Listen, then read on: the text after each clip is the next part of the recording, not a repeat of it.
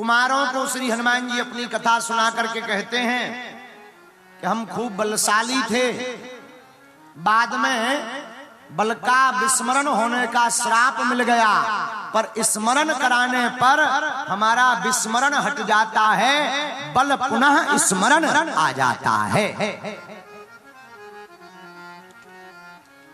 भुवन भास्कर सूर्य भगवान को गुरु बनाया हनुमान जी ने, और गुरु भी बहुत बढ़िया ढूंढे। जब वापस आ गए तो एक दिन आशुतोष भगवान सांब सदाशिव पधारे और अंजनेय की आत्मकथा में श्री सुदर्शन सिंह चक्र जी कहते हैं कि भगवान शंकर हनुमान जी को एक कोने तरफ ले गए एकांत में, और धीरे से कान में बोले, राम जी के दर्शन करोगे, अयोध्या में प्रकट हो गए हैं।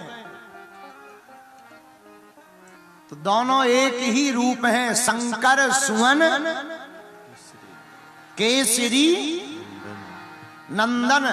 तो शंकर जी ने सोचा हमें तो दर्शन करना है, पर लाइन में लगकर एक बार दर्शन मिलेंगे, दो बार बार लाइन में जाएंगे कोई पकड़ लेगा।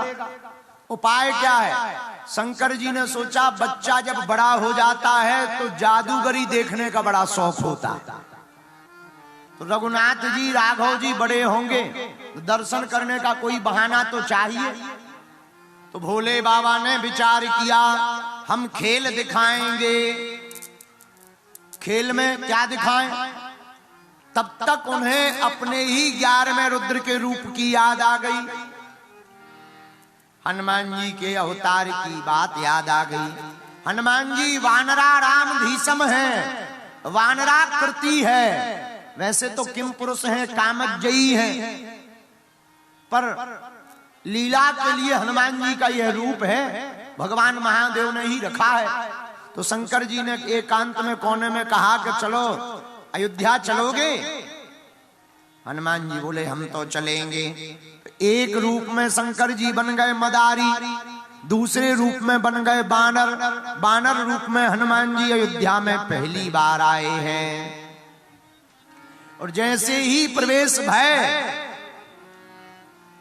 तो हनुमान जी कहते हैं अपनी आत्मकथा में, अंजनेय की आत्मकथा में, कि औदर दानी कोई सामान्य तो है नहीं, भोले बाबा है, अब खेल दिखाने का काम हमारा।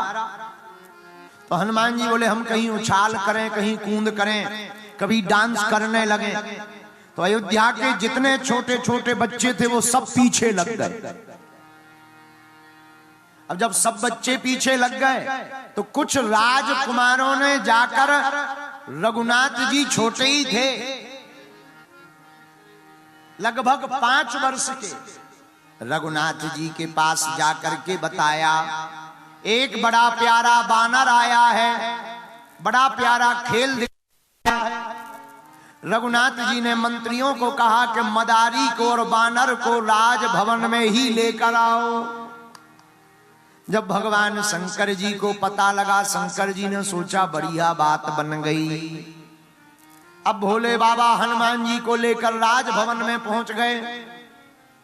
हनुमान जी कहते जब हमने देखा वात्सल्य की मूर्ति रघुनाथ जी एक तरफ, छोटे छोटे चारों कुमार बैठे हैं, राजगद्दी पर दशरथ जी बैठे हैं, वशिष्ठ जी विराजमान हैं, सब बड़े बड़े मंत्री विराजमान हैं। हनुमान जी कहते हैं भोले बाबा ने जाकर के जैसे ही वशिष्ठ जी को प्रणाम किया, आंखों ही आंखों में दोनों पहचान गए, पर कुछ कहा नहीं। जितना भोले बाबा ने झुककर प्रणाम किया, लगभग उतना ही झुककर के वशिष्ठ जी ने प्रणाम किया। क्यों? क्योंकि ये पहचान गए कोई साधारण मदारी नहीं है। राजा दशरथ जी ने कहा भाई आपको हमने बुलवाया है, वैसे आना तो हमको ही चाहिए, लेकिन कोई बात नहीं, हमारे आप राजभवन में पधारे तो स्वागत है। हमने सुना तुम्हारा बंदर बड़ा कलाकृति का है, खेल दिखलाओ। एक रस्सी में हनुमान जी बंधे हैं। आहा, देखो कितनी अद्भुत बात। जो रघुनाथ जी दुनिया के बंधन खोलते हैं, उन्हीं के सामने हनुमान जी बंधे हैं। पर ये लीला है, जैसे ही भोले बाबा ने डमरू बजाई, और डमरू बजाई नहीं, हाथ ही रखा, सोई हनुमान जी महाराज उछल कूद करना प्रारंभ कर दिए। कभी इधर उछल करें, कभी उधर उछल करें, कभी महाराज दशरथ के पास जाकर लेट जाएं, और कभी धीरे से रघुनाथ जी के चरणों के पास जाकर बैठ जाएं। छोटे छोटे बच्चे सब किलकारी मारने लगे, सब हंसने लगे। और जहां राम जी के चरणों के पास हनुमान जी बैठे, सोई रघुनाथ जी हाथ सिर के ऊपर फेर देवे। आहा, हनुमान जी कहते हमें बड़ा आनंद आया। हमारे रूप को, हमारी कलाकृति को देखकर हनुमान जी कहते सबको प्रसन्नता हुई, और हमारी स्वर्ण रोमा मई देह को देखकर सभी बड़े गदगद हुए। हनुमान जी स्वर्ण के समान हैं, इनके रोम स्वर्ण के समान। रोम तो जानते हो, बाल नहीं, रोम। ये कैसे हैं हनुमान जी के? स्वर्ण शैलाभिदेहम। इसका उत्तर भी हनुमान चालीसा में दिया है। कंचन बरन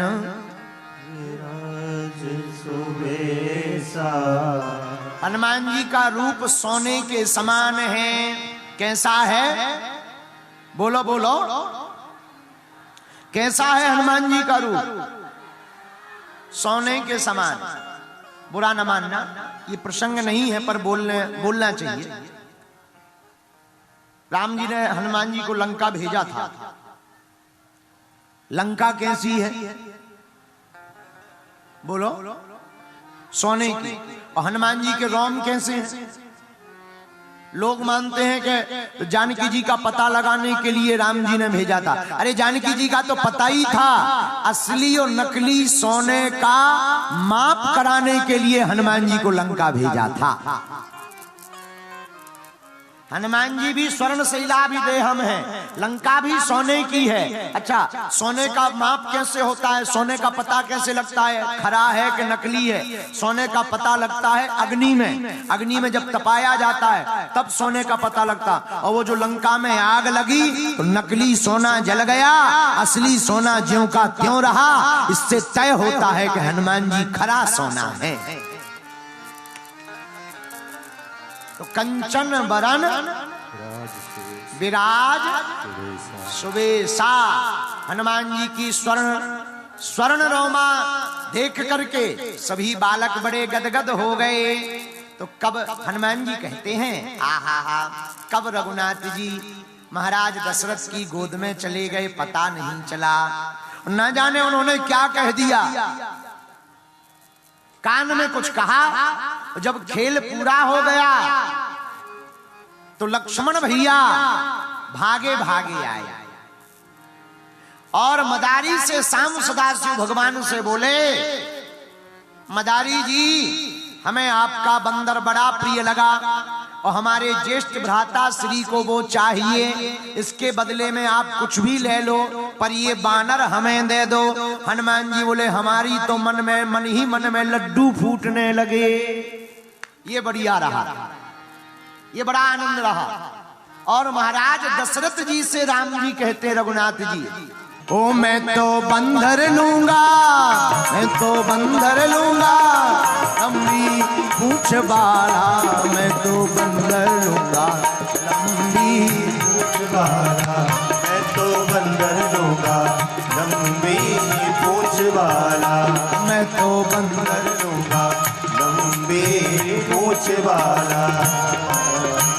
ना हमें काला चाहिए, ना गोरा चाहिए, ना मोटा चाहिए, ना छोटा चाहिए, हमको तो यही बंदर चाहिए। राम जी मचल गए, हनुमान जी मन ही मन खुश हो गए। जय हो प्रभु, पहचान गए। हनुमान जी मन ही मन प्रसन्न हो गए। हनुमान जी कहते, लक्ष्मण जी भागे भागे आए, मदारी से बोले, हमारे अग्रज को यह कपी चाहिए, तुम कुछ भी ले लो। मदारी ने कहा, हमें कुछ नहीं चाहिए, बंदर ले लो। राम जी बोले लो बन गई बात, ये बढ़िया रहा। जैसे ही रस्सी रघुनाथ जी के हाथ में थमाई, हनुमान जी को बड़धुर मधुर हंसी आई और जाकर के हनुमान जी रघुनाथ जी के चरणों में ऐसे लेट गए। आहा हा, जैसे सब कुछ सर्वस्व यही हो और कई सालों से जानते हो। चरण पकड़ करके बैठ गए। अरे हनुमान जी आप चरण पकड़ कर क्यों बैठ गए?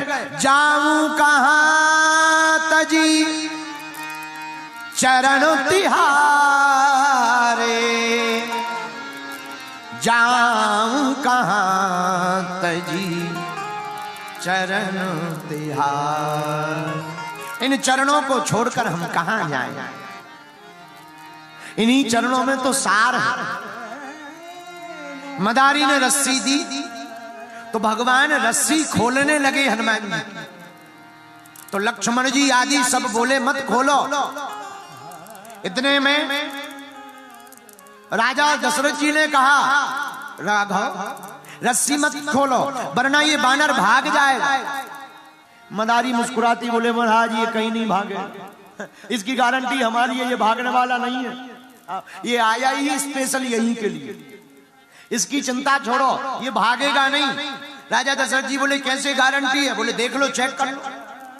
और जैसे ही रघुनाथ जी ने रज्जू रस्सी हाथ में ली और खोल दी, जब तक कुछ दशरथ जी कह पाते तब तक खुल गई। भागना तो दूर की बात है, उल्टा हनुमान जी दोनों चरण पकड़ करके चरणों के ऊपर ही बैठ गए।